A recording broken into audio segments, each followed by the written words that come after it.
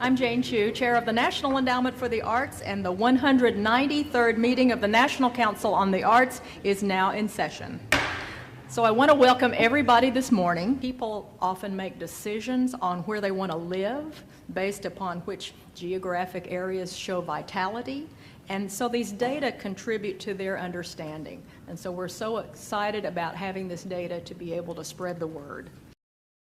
President Johnson knew over 50 years ago that it is in fact the neighborhoods in each community where the nation's art is born, and that the nation has a role in encouraging that kind of work because it's an investment which pays dividends, not the kinds of dividends necessarily that are distributed to shareholders, but in ways that where we recoup for that part of the universe that we occupy.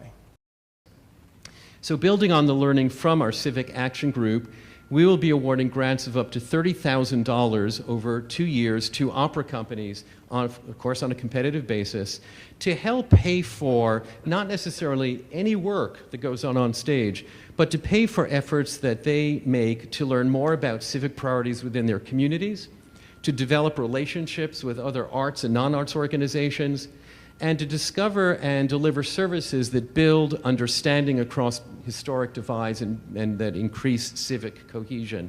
So this is a first time really where Opera America is investing in civic practice that will be a precursor, we hope, to work that is co-created, but in the meantime is really focused on building robust, long-standing relationships that are informed by our learning about showing up, listening, learning, and living in curiosity and discovery.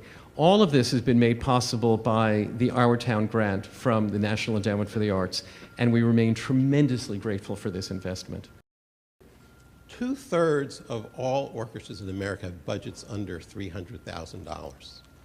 If you look at the next budget group, 300,000 and 2 million, add those two together, 91% of America's orchestras have budgets under $2 million. And so when we think of orchestras, we tend to think of our big iconic institutions and their big concert halls. That is a part of the orchestra story, but it's far from the entire story.